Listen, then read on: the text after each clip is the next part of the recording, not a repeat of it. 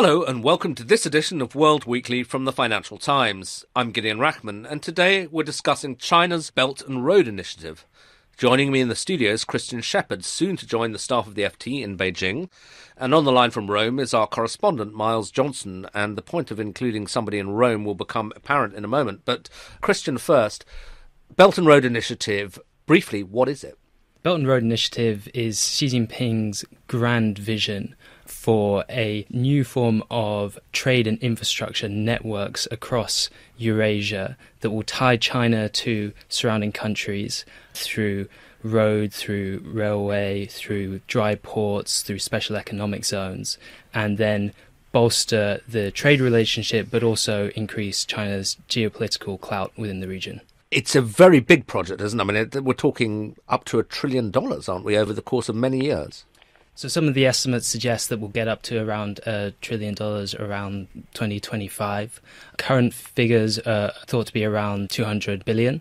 Yes, it certainly is a very big, sweeping vision. Much of this was happening before there was already impetus for Chinese companies to go out and to invest overseas, but then there was this new rebranding and this new push to really strengthen these particular routes throughout Southeast Asia and Central Asia. And why do you think Xi has made it his signature initiative? What's the underlying motivation? Is it to do with the phase that China's economy has reached, or is it to do with the phase its geopolitical ambitions have reached, or some combination? It's a combination, and the economic impetus is largely to do with excessive capacity within China. China's economy is slowing, and for many years it's been building bridges, high-rises, all these construction companies. Well, they need something to do, they need somewhere to go, and it makes sense for them to build these new trade routes for China. But then there is also a much broader vision, which is about a rising China, one that is strong in its region. This is a move away from some of Xi's predecessors who are more into the idea of hiding and biding. But instead, there is this desire to really step up internationally to rework some of the international order, the trade order, and also international institutions. And one way to do that is through this platform of the Belt and Road. And Miles, I mean, when the Belt and Road first started emerging, there was a lot of the concentration on China's near abroad, if you like, on Central Asia, Kazakhstan and so on. But it's now clear that the Belt, or the Road, reach all the way into Western Europe, that Xi Jinping is indeed appearing in Italy tomorrow. We're talking on Wednesday. He'll be there tomorrow, Thursday. And Italy, I gather, is poised to become the first major EU country to sign up to the Belt and Road. Is that what's about to happen, do you think? Yes, that is what is expected. Italy is expected to become the first G7 country to officially endorse the Belt and Road.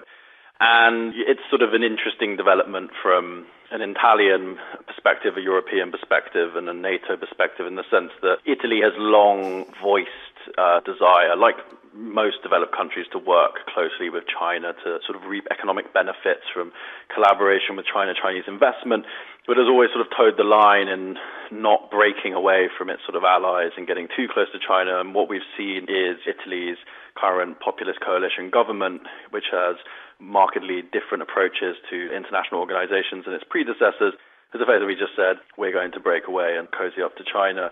And that is something which has alarmed some of Italy's traditional allies. And in a way, it's not that surprising that this populist nationalist government should be willing to stick a finger in the eye of Brussels, even though it's a member of the EU.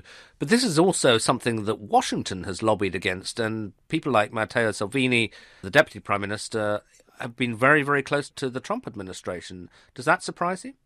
That is where it gets complicated, because Matteo Salvini is very expert at sort of hoovering up a lot of the sort of international attention and sort of almost being portrayed, although he's only a deputy prime minister, minister of the interior, he's almost been portrayed as a sort of almost prime minister, effective prime minister.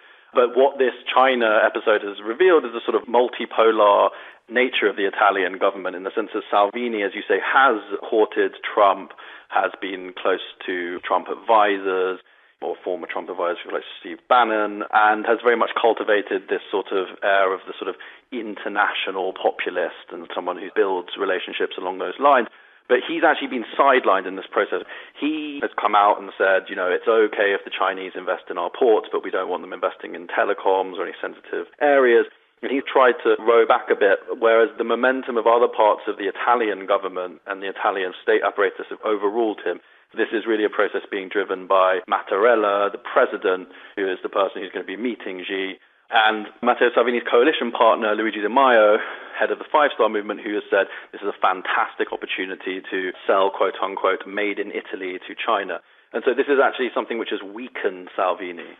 And just give us a sense of what the optimists in Italy hope to see from this Chinese deal. I mean, are they thinking, you mentioned selling stuff to China, but are there also hopes for infrastructure development? They've talked about the development of the port of Trieste, for example.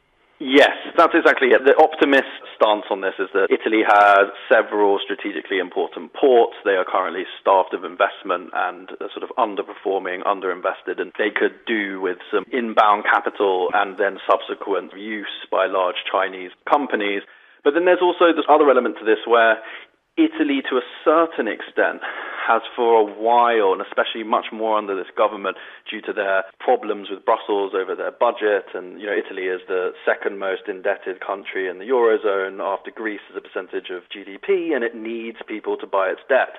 And opening up a path for Chinese capital to flow into Italy and also to potentially buy its government bonds is something which is strategically advantageous for the government. It diversifies its sort of funding sources away from what they see as a Brussels, which is the sort of referee in this game to some extent, which has been hostile to what the Italian government's trying to do.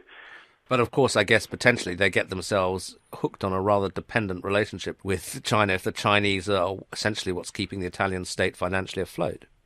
That is the fear. I mean, all parts of the Italian government, all the sort of figures in this, from Conte, the Prime Minister, to Salvini, everyone has obviously been clear to caveat all of their comments about Chinese investment by saying we have to protect our strategically important interests.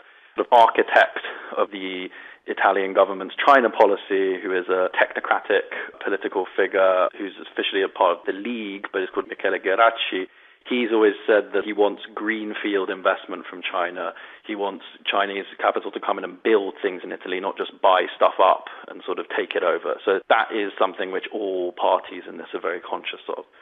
And Christian, I mean, Miles mentioned earlier that there's concerns about the strategic significance of telecoms investment and said ports are relatively uncontroversial, but I'm not sure ports would be uncontroversial in the United States, where they see a pattern of China buying up or building new ports now as far as Europe. I think, do they now control the port of Piraeus in Greece? They've got stakes in the port of Valencia. They've got stakes in ports in Belgium.